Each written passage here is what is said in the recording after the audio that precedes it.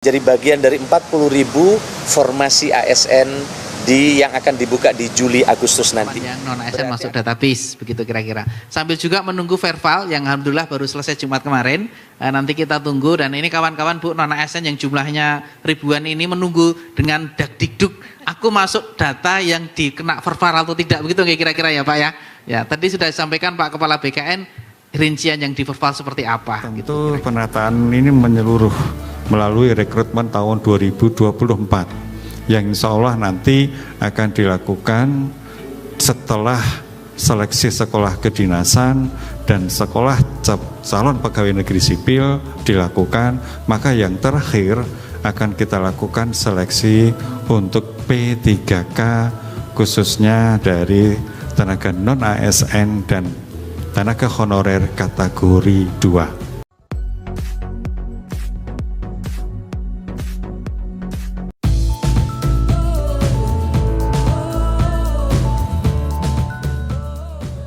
Assalamualaikum warahmatullahi wabarakatuh. Apa kabar rekan honorer semuanya?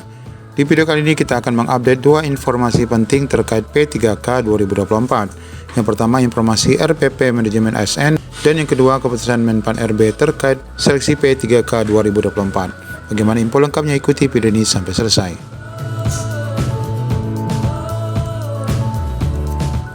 Ya, mengacu dari informasi yang sama dari JPNN, kita dapati dua informasi yang pokok kita ketahui, yaitu info terbaru terkait PP Manajemen ASN, dan yang kedua berkaitan dengan isi dari Permen Pan RB yang mengatur seleksi P3K tahun 2024. Baik, kita akan cek dulu informasi terbaru PP Manajemen ASN yang dipastikan mengatur penataan honorer. Ya, sebagaimana kita ketahui dari penjelasan Pak Aba di video yang barusan kita dengar melalui pertemuan di Kota Semarang, bahwa terkait profil database BKN itu sudah pun selesai diserahkan pada hari Jumat kemarin yang dilaksanakan di Kandik 1 BKN Yogyakarta. Sebagaimana informasi yang kita akan bacakan ini juga bersumber dari lokasi kegiatan, yaitu di Yogyakarta. Kemenpan RB telah menyelenggarakan uji publik terhadap rancangan PP Manajemen ASN di Yogyakarta pada Selasa 2 Juli 2024 yang lalu, di mana uji publik rancangan PP Manajemen ASN di Kota Pelajar ini dibagi menjadi dua sesi. Sesi pagi dihadiri oleh para akademisi dari berbagai perguruan tinggi, diantaranya yaitu dari Fakultas Kedokteran Universitas Islam Sunan Kalijaga dan dari Ilmu Politik UNS. Selain itu juga hadir dari Universitas Gadjah Mada Yogyakarta. Uji publik RPP Manajemen ASN ini dihadiri oleh Deputi Bidang Kajian, yaitu Agus Sudrajat dari LAN, kemudian dari Asisten Deputi Penguatan Budaya Kerja SDM, serta beberapa organisasi lainnya. Nah, uji publik hari ini, yaitu Selasa 2 Juli itu, dilakukan untuk menerima tanggapan dan masukan terkait substansi dari para akademisi serta instansi daerah. Sebelumnya, uji publik RPP Manajemen ini telah pun dilakukan di Jakarta dan Bogor. Menurut informasi Pan RB, bahwa RPP Manajemen ASN ini terdiri dari 21 bab dan terdiri dari 312 pasal, ya cukup banyak ya.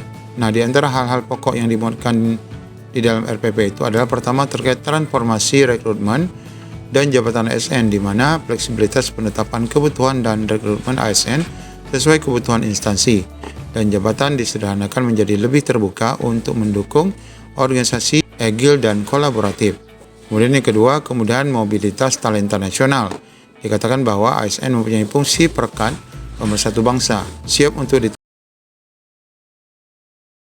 dan isi ketiga yaitu terkait dengan percepatan pengembangan kompetensi, kemudian penataan tenaga non ASN ataupun honorer, ya ini dibahas dalam PP Manajemen.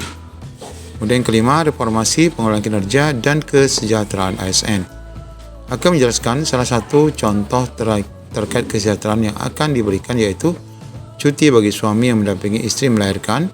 Kemudian yang keenam yaitu terkait digitalisasi manajemen ASN. Ketujuh, penguatan budaya kerja dan citra institusi. PLT Kepala BKN Haryomo berharap agar regulasi yang dibuat ini bisa mengakomodir semua ASN di seluruh Indonesia. Bagaimana regulasi itu bisa implementatif, tahan lama, kemudian tidak mengalami perubahan yang bisa mengakomodir untuk semua ASN di seluruh Indonesia.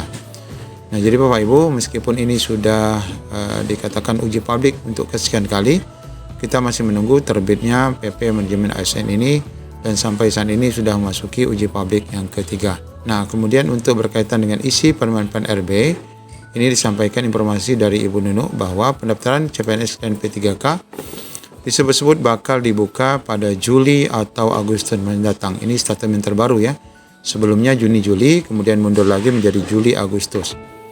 Namun, Permen-Pan RB yang mengatur tentang pengangkatan CPNS dan P3K belum juga diterbitkan.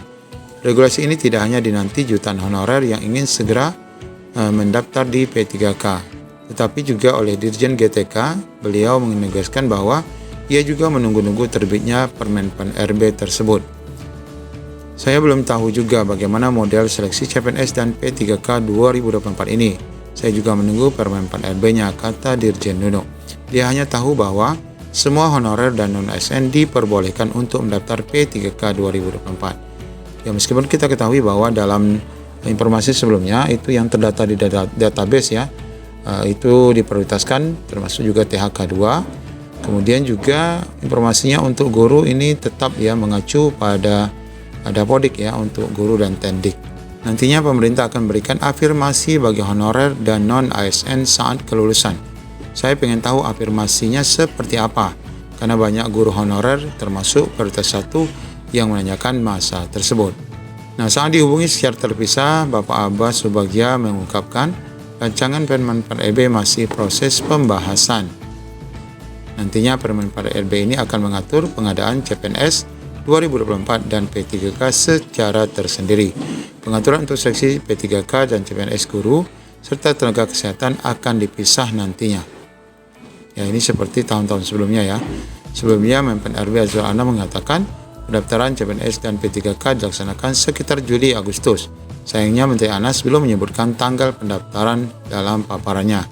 Sebelumnya Menteri Anas juga pernah menyatakan bahwa pendaftaran akan dilaksanakan Juni-Juli, namun akhirnya mundur menjadi Juli-Agustus.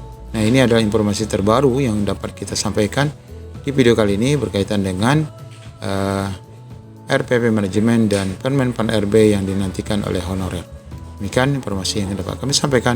Assalamualaikum warahmatullahi wabarakatuh.